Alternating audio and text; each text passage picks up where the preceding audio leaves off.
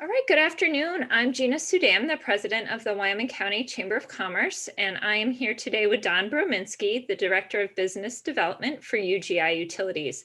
We're going to talk a little bit about a project that was a long time in coming. As you all know, the Wyoming County is the gateway to the Marcellus Shale region, but our residents didn't have access to utilize this resource for quite a while. So Don Brominski and I have worked together for about the last 6 years. We started working with DCD and UGI to bring affordable, clean burning natural gas to Tunkhannock. And I'm here with Don today because it started, right? The project has begun and has started about a year ago, but now we're more involved with the residential section, I would say, of downtown Tunkhannock and the borough.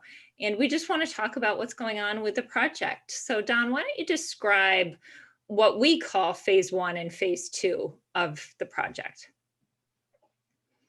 Sure. Phase 1 started in 2018, and that consisted of setting a gate station, which is where we get our supply from the Williams-Springville line. So, you talked about our work together. I want to thank the Chamber and DCED for the grant money that made it economically feasible, but also, partners like Williams and Cabot who allowed us access to the natural gas. We couldn't have done it without them as well.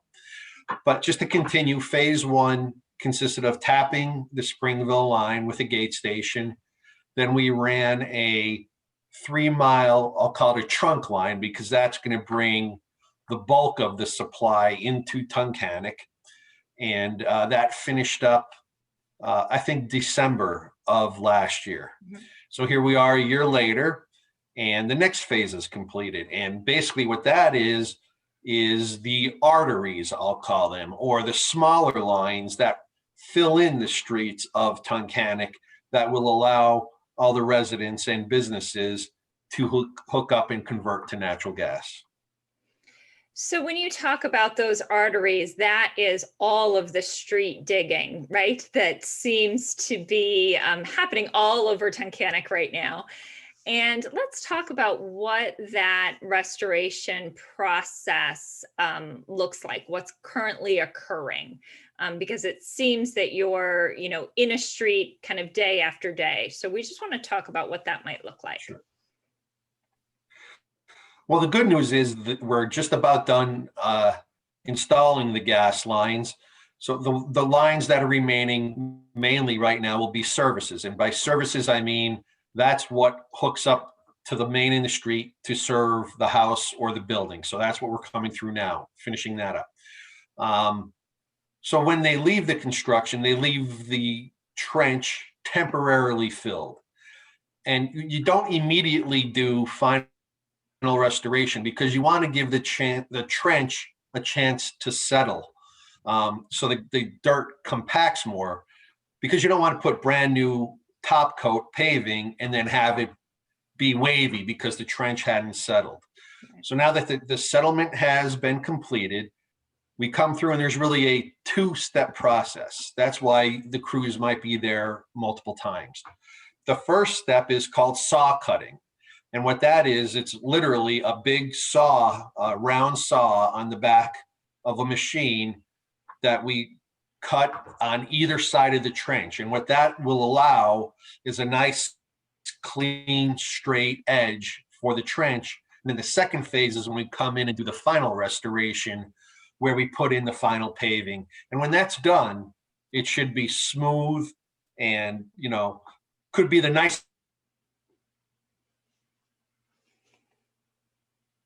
nicest part of the street in some cases. Yes, and we're certainly seeing that in some places around So town. you cut out a little bit, so I'm not sure. Oh, that's okay. Mm-hmm. Our internet connection seems to be spotty. Maybe it's the snow today. But definitely the restoration looks good, the final restoration in places like Warren Street and where it's been finalized. What should the residents do if there appears to be an excess of dirt and dust on the road after this construction? Because that's a lot of the talk we're hearing right now in town. Well, if we're not completed yet, obviously we will clean up when we're done.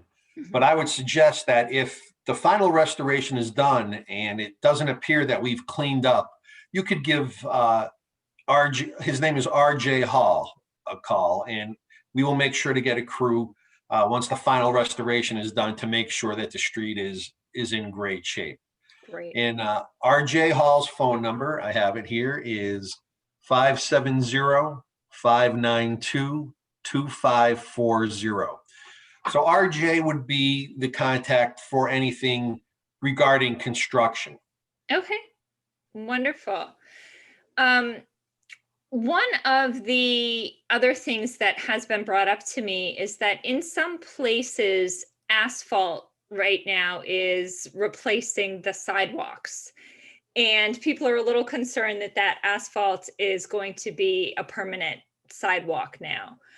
Can you talk a little bit about what the sidewalk process is and what will happen eventually? Sure. As you'll notice, our mains were installed in the sidewalks on state routes. And, PennDOT determines where UGI will put its facilities. So they told us on those areas that we have to put it in under the sidewalks. The asphalt is a temporary solution. And what we have been working with the individual owners of the properties to see if they would like a concrete sidewalk or a slate sidewalk replaced. And that replacement of the sidewalks will most likely occur in the spring. Right. No sense in doing it right now while everything is, as we said, snowy today, right? So Don, is there anything else that you would like us to know about the construction process? I think we handled everything like the trenching and the restoration. We talked about the settlement of those trenches is normal. So it's normal for the crew to kind of disappear for a few days and come back and refill as it packs itself down naturally, right? Sure, but once the final restoration occurs, we're hoping there'll be no more settlement. Right. So if there is settlement after the final restoration, we would definitely like a call to come out and fix that. Right now, where it's not permanently restored, we know there's going to be some settlement occurring. Very good. And just to finish that, we do hope to finish the streets this year as long as the asphalt plants stay open.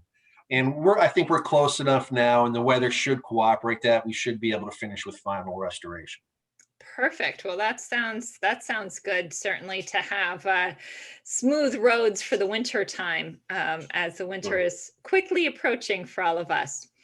Don, if they have questions for UGI, who should they contact if, say, they want to get connected to this natural gas service, or they just have other questions in general about the project? Who should they contact? Sure. Our sales rep for the area is Lucy Sassy.